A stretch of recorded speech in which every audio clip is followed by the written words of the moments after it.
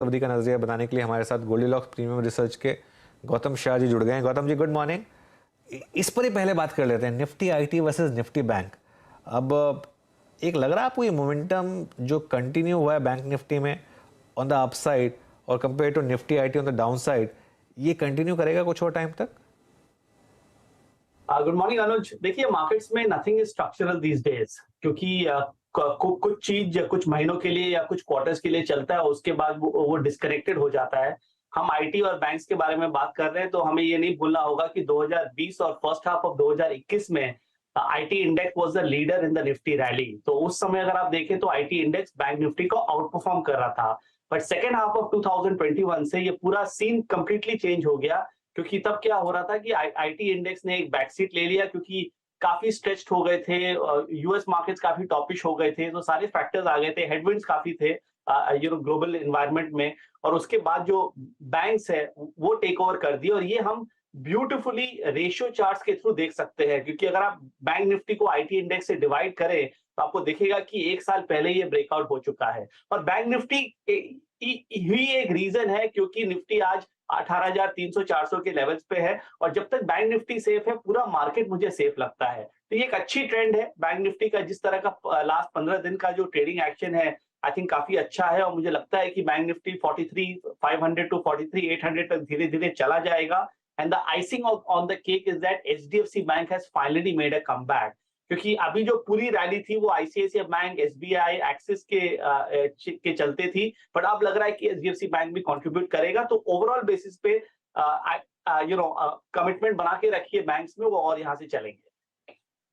देखिए जरा एक बार बाटा लेकर आइए वापस। हमने जो स्पॉट किया था एक बाटा में मूव, वो अब एक अच्छे मूव की तरफ बढ़ रहा है। 1708 इस समय फ्यूचर्स में बाटा का रेट, और 1702-3 कैश में। ये जब एकदम ब्रेकआउट हुआ था तब हमने स्पॉट किया था इसको, सचिन से कॉल भी ली था इस पर। इसको रिविजिट करेंगे, लेकिन इस समय ये डेज हाई पर बैंक निफ्टी अभी भी स्ट्रांग बना हुआ है। तो अच्छा गौतम, एक चीज़ बताइए, ये जो पीएसयू बैंकों में खासतौर से रैली आ रही है, ये यहाँ पे आपको थोड़ा लग रहा है कि एक ओवर स्ट्रेचिंग हो रही है, एग्जॉशन हो रहा है, रिस्क है, या फिर इसी को चेस करें? क्योंकि मोमेंटम इन्वेस्टिंग काम कर रही है।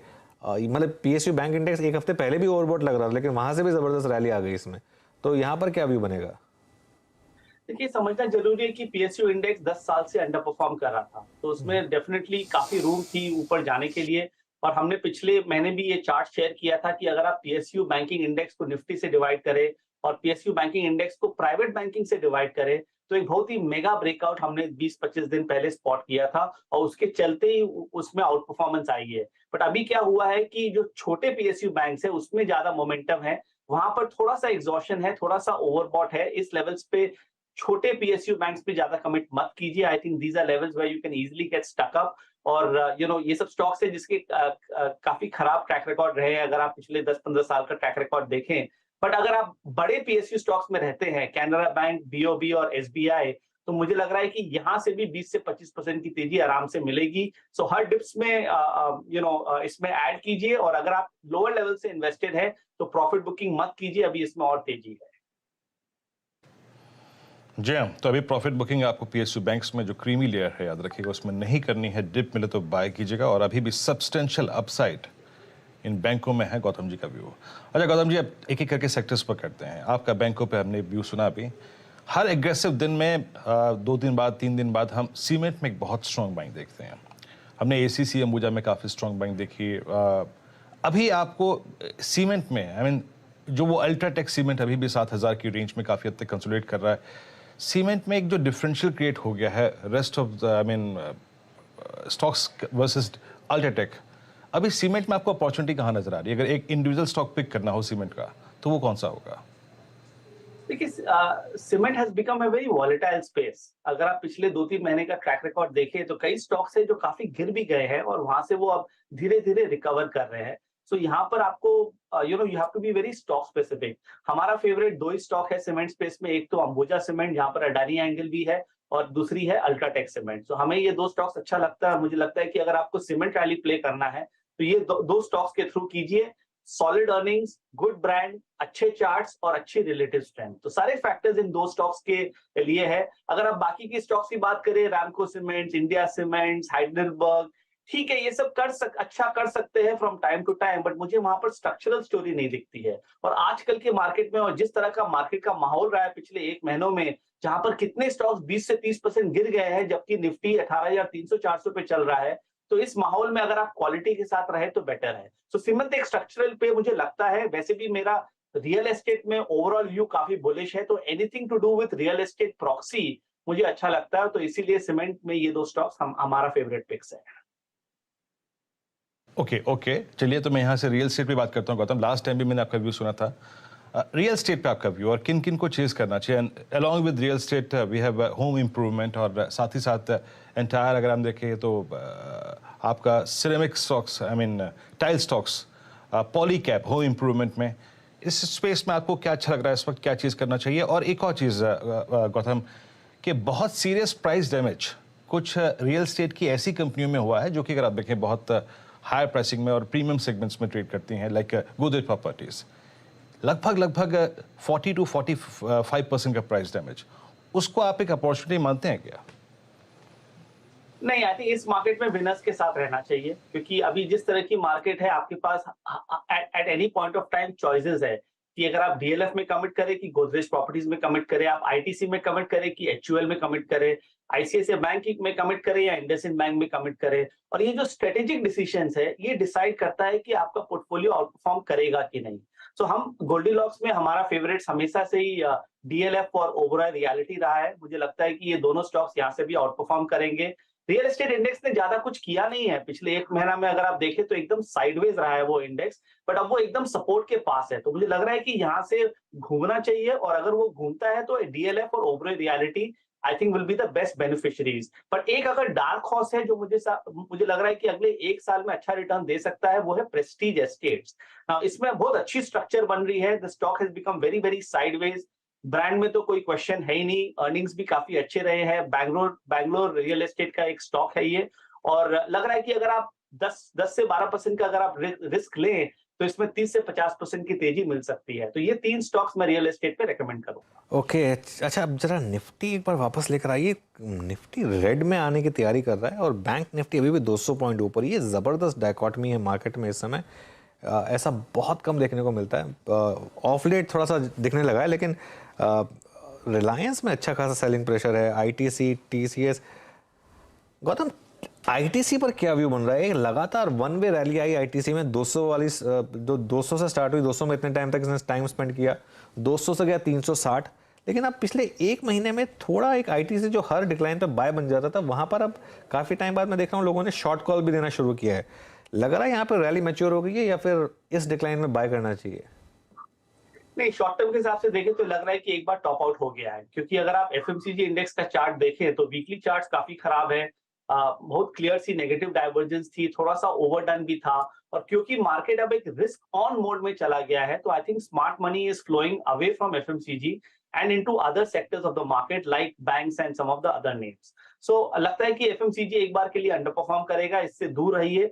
अग्रेसिवली बाय ऑन डिप्स मत कीजिए, हो सकता है कि आपको दूसरे सेक्टर्स में बेटर अपॉर्चुनिटी मिले। सो ऑटो और एफएमसीजी जो काफी स्टार्स थे पिछले 3-4 महीने के, वो मुझे लग रहा है कि एक बार बैक सीट ले लेंगे। बट निफ्टी के बारे में हमने बात ही नहीं की। I think the two very important point right now कि मार्केट लाइफ टाइम हाइस के आसपास है, बट यूफोरिया का नामो निशान नहीं है। एक तो वो एस्पेक्ट है, और सेकेंडली अगर आप ब्रेथ स्टडीज को देखें तो ब्रेथ स्टडीज ओवरबॉट इंडिकेशन से काफी दूर है। सो आई थिंक मार्केट एक फाउंडेशन, एक प्लेटफॉर्म बना रहा है नया हाइस बनाने के लिए। थोड़ा सा बैक एंड फोर्थ है, बट 18,100 का बहुत सॉलिड सपोर्ट है। जब तक मार्केट इस लेवल के ऊपर है, मुझे लगता है कि इवेंचुअली ये 18,600 और न्यू हाइस की तरफ चला जाएगा, और होपफुली अगले 2 हफ्तों में होना चाहिए। एक्चुअली गौतम, मैं आने वाला था इस सवाल पर। ये सवाल था मेरे जहन में कि मैं आपसे पूछूंगा, क्योंकि आप ये स्टडीज़ करते हैं। मैं कल एक स्टडी कर रहा था जिसमें मैं देख रहा था कि कहाँ है निफ्टी कंपेयर टू सितंबर लूज, और कहाँ है निफ्टी मिड कैप, और कहाँ है निफ्टी जूनियर। एक बहुत स्टनिंग एक मेरे को डेटा दिखाई दिया कि निफ्टी के जो 29 सितंबर का लो है, वहाँ से अगर आप रैली देखें, वो रैली मिड कैप और जूनियर में बिल्कुल नहीं आई है। मतलब मिड कैप इस समय रिफ्लेक्ट कर रहा है निफ्टी का लेवल 17,200, और जूनियर रिफ्लेक्ट कर रहा है निफ्टी का लेवल 16,950, वो जो 16,800 से निफ्टी में रैली स्टार्ट हुई थी। तो ये जो डायकॉटमी है, इसको एज ए टेक्निकल एनालिस्ट आप किस तरीके से देखते हैं, डिस्ट्रीब्यूशन फेज या फिर एक बस एक पहला फेज मार्केट का लार्ज कैप के लिए रिजर्व है और दूसरा फेज मिड कैप के लिए आएगा, मतलब टेक्निकल स्टडीज क्या बताती हैं इस बारे में? देखिए, मार्केट का काम है कंफ्यूज करना, और आप कोई भी तरह की स्कैन ले सकते हैं। अगर आप इसको हाफ ग्लास एम्प्टी देखेंगे तो आप बोलेंगे कि अरे ब्रॉडर मार्केट्स में तो स्ट्रेंथ है ही नहीं, तो निफ्टी सस्टेन नहीं करेगा और इवेंचुअली वो गिर जाएगा। माने कि जो हुआ है पिछले 1-1.5 महीने में वो एक डिस्ट्रीब्यूशन है। और अगर आप हाफ ग्लास फुल अप्रोच देखें तो आपको लगेगा कि अरे चलो निफ्टी तो 18,300-400 तक आ गया है, मिड कैप्स में जो नॉन क्वालिटी स्टॉक्स थे वो तो काफी गिर गए पिछले 1 महीना में, और इवेंचुअली मिड कैप्स और स्मॉल कैप्स भी धीरे धीरे चल जाएंगे। मेरा मानना है कि मैं इसको कंसोलिडेशन की तरह देखता हूं। मुझे लगता नहीं है कि यहाँ से मिड कैप्स और स्मॉल कैप्स में ज्यादा गिरावट है। और आपको ग्लोबल एनवायरनमेंट समझना बहुत जरूरी है, क्योंकि यूएस मार्केट में इतनी बड़ी तेजी आई है। यूरोपियन मार्केट्स आप देखिए, एक वी शेप रिकवरी वहां पर आई है। क्रूड आपने देखा क्या हुआ है, डॉलर इंडेक्स में हमने देखा, यूएसडी आईएनआर में हमने इतनी बड़ी मूव आई। इंडिया विक्स कल 14 के नीचे चला गया। तो ये जिस तरह की इंडिकेशंस है, मुझे लग रहा है कि this is a foundation for the entire market to actually do well from here.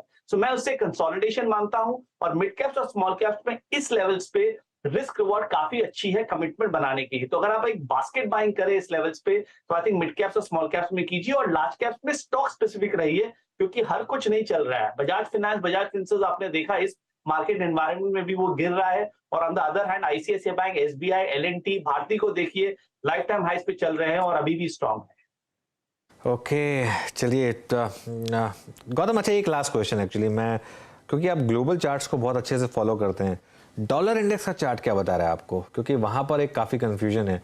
अभी 1 महीने पहले तक लग रहा था कि एक मैसिव ब्रेकआउट है, अब बात हो रही है कि क्या वापस डबल डिजिट में जाने की तैयारी कर रहा है क्या डॉलर इंडेक्स, क्योंकि काफ़ी ग्लोबल मार्केट्स उसको ट्रैक करती हैं।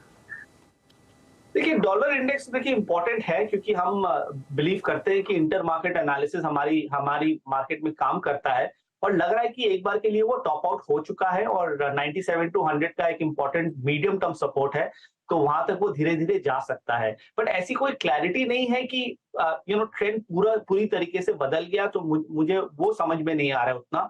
बट अगर आप इक्विटी मार्केट चार्ट्स को देखें, अगर आप वर्ल्ड इंडेक्स को देखें, मैंने अभी एक इवेंट पे एमएससीआई वर्ल्ड इंडेक्स का चार्ट दिखाया, और उस इंडेक्स के चार्ट से हमें ये लग रहा था कि world equity markets in general 3 हफ्ते पहले बॉटम आउट हो गई है। तो अगर वर्ल्ड स्टेडी रहेगा तो India will be a beneficiary, क्योंकि यहाँ पर डोमेस्टिक लिक्विडिटी और इंटरनेशनल लिक्विडिटी दोनों एंगल है, और ये मार्केट को सेफ रखेगी। So I think US market setup अच्छा लग रहा है। यूरोपियन मार्केट्स में भी अगर आप लंदन मार्केट को देखें, जिस तरह से वी शेप रिकवरी आई है, हांगकांग को देखिए 20% की तेजी नीचे के लेवल से आई है, तो लग रहा है कि दुनिया एक बेटर स्पेस में है। और दिसंबर का महीना जनरली एक सीजनली पॉजिटिव मंथ रहता है, तो लगता है कि ओवरऑल मार्केट स्टेडी ही रहेगा। गौतम जी, शुक्रिया आपका, आपने समय निकाला और इन सब स्टॉक्स पर राय दी, और उसके लिए आपका बहुत बहुत धन्यवाद। तो ये गौतम का व्यू मार्केट पर इस समय, और शिल्पा जी को और अमित सेठ जी को भी